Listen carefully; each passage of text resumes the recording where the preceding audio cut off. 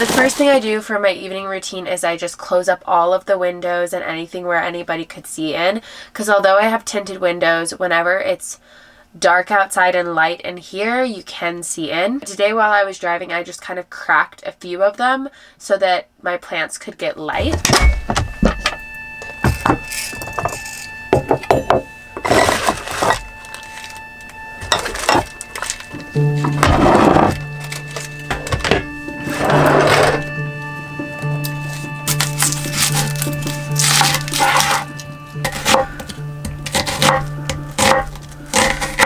Dinner is a big part of my evening routine.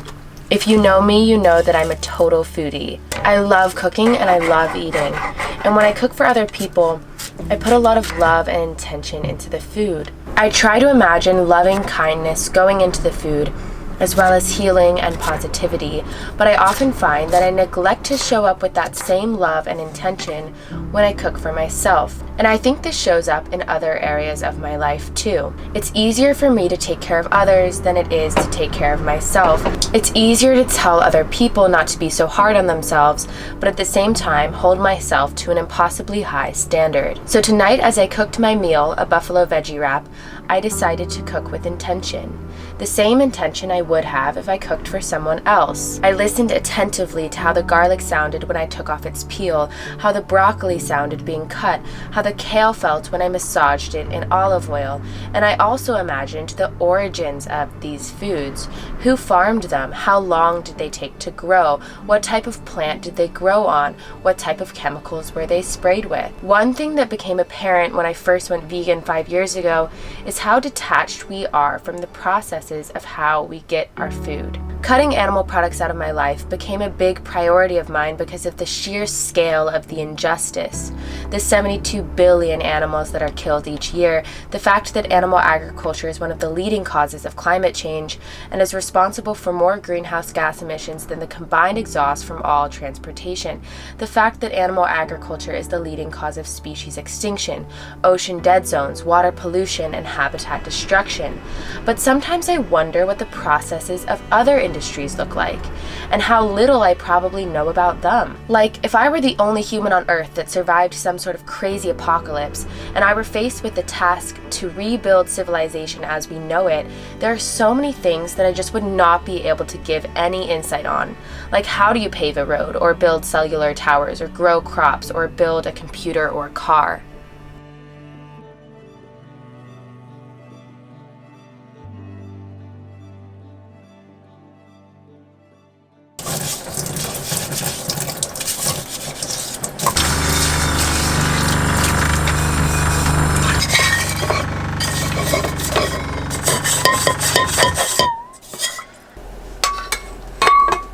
Okay, now I'm going to wash my face and do my skincare routine. It is a little bit chilly here, so I turned on my water heater. It has like a heating element in the back, and it heats up about a gallon. So I have a gallon right now, and it took like 15 minutes to heat up.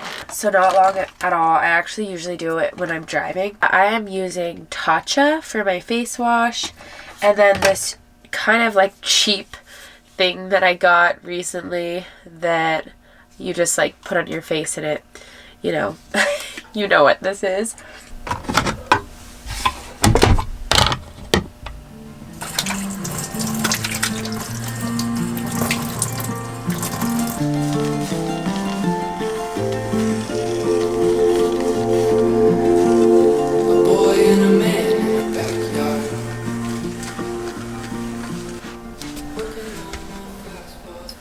I am using this moisturizer by the brand Pacifica. It's vegan collagen. It's really just the only vegan moisturizer I could find at the grocery store because mine ran out. And like super last minute, I just felt like I needed moisturizer. I don't really think I would recommend it. Like it smells very artificial. Like,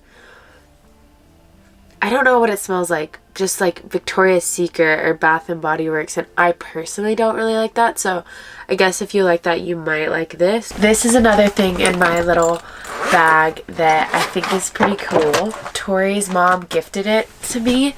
I feel like her mom is such a gift giver. She says her love language is acts of service, but Anyway, so it's called a Peep, and it's a glasses cleaner. So you can start off with this side that it's like a brush that comes out. So I'll like brush it, and my glasses are always dirty, so this is perfect for me. Tori's my girlfriend, by the way, for anyone who doesn't know. She's not with me right now because she's like doing family stuff on a family vacation, and I think it's really good to have alone time even when you're in a relationship. So this part is cool. You like open this and it goes like that. So cool. And then you can put the lens in between and clean it around. So I don't know, maybe it's a little extra, but I think it's kind of cool.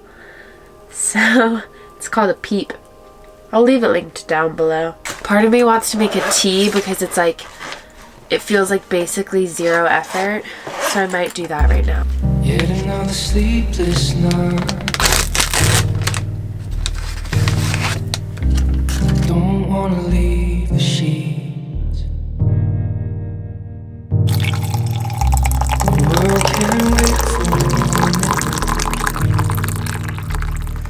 So give me that morning heat. Well, I feel torn about doing 3 different things right now, which is, I feel like how my night usually goes. I either journal, read a book, or watch a movie / scroll on social media. You can assume which ones make me feel better rather than worse. I find that every time I decide to watch a movie or scroll on social media before going to bed, rather than reading or writing, I always have a harder time sleeping, and it takes me longer to sleep, and I just don't feel as good. So I definitely want to gravitate towards doing this, and I think one thing that makes this easier is parking in spots that don't have service. You obviously feel more safe when you have service, or at least I do. So you kind of want service, but in the mental health aspect, I always feel that I am more mindful and present, and my mental health is just better overall when I'm in situations where I'm forced essentially to not be online. It's been a while since I traveled solo, and I just feel like a little anxious again, almost like I'm starting van life again. Essentially the last year I've either been traveling alongside people, or I have like had someone visit me in the van, like a friend or my girlfriend, and that's all really beautiful. But I feel like you learn from both scenarios. Like, you learn how to work with other people when you're traveling with them, and about like communication and stuff like that. But when you're traveling solo, there's like a whole element of learning, and it's like learning to trust yourself and learning to check in with yourself and like talk to yourself and build a relationship with yourself. And I feel like it's been long overdue since I've done a trip like this, and I've really like connected back in with myself. I feel like I'm my most mindful, present self when I'm alone, honestly, because I think when there's other people, I put my energy into those other people. And when I'm alone, I'm just putting it totally into myself, and like whatever I want to do, I do it in that moment. So I feel like there's just totally different learning experiences through traveling with someone and alone. And yeah, I think it's really cool to be able to reconnect and travel solo again for a bit. So I think that the first thing I'm going to do is pull a card from the self-reflection edition. I went through a period of time where I was doing these steadily every morning. Instead of going on my phone in the morning, this was a great thing to replace with that. I just had it right by my bed, and it's a self-reflection edition of the card game We're Not Really Strangers. One thing I like to do sometimes is, if I really like the prompt, I will journal about it too, so I might do that right now, but I'll also share it with you guys. And maybe you guys can pause the video and you guys can journal about it, or comment and share your answer with me. Okay, this question is, what can I be kinder towards myself for today? I think I've been a little hard on myself with wanting to do everything, which I notice is a pattern in myself. You know, like I want to be an incredible videographer, and I want to read so many books, and I want to write a book, and I want to paint incredible stuff and make amazing jewelry, have an amazing evening routine and a productive morning routine, and like work out every day and eat healthy and all of these things. And I just feel like one way I can be kinder to myself is let myself just be without any expectations and without having to be productive. Like, I don't always have to be productive. I can also just be, and I'm completely valid in just being. And I also am equally deserving of love when I'm just being. I think in some ways I have my self-worth wrapped up with my productivity.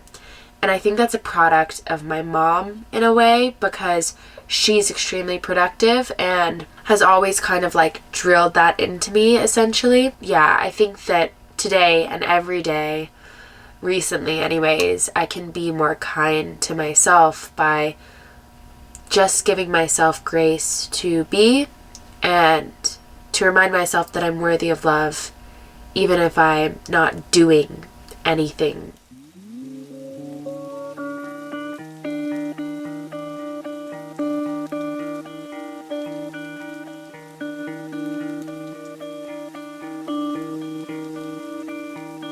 It's a little cold, so I think I'm going to turn on the diesel heater.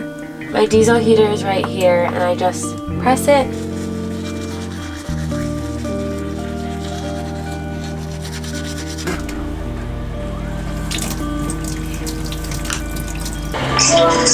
Hi! Oh, I want to put my red lights on. Where are you for the night? I found a campsite in New Mexico, and What part? it's like right on the border between New Mexico and Texas. Yeah, and this car came by, and I got so paranoid, and I like turned on the surveillance cameras, and I was like, I like looked out, and I don't know. But he left. Are you covering your face? I'm like nervous. How can I be kinder to myself today? I can be kinder to myself by accepting the waves of emotions that I go through. The one thing I've been noticing is that I get really upset with myself if I'm being negative about something that's happening around me. And I think at this point I just need to accept that I'm feeling these things and like nurture myself and be there for myself and not like try to push those emotions away, you know? Yeah, definitely. But yeah, I guess that's how I can be kinder to myself.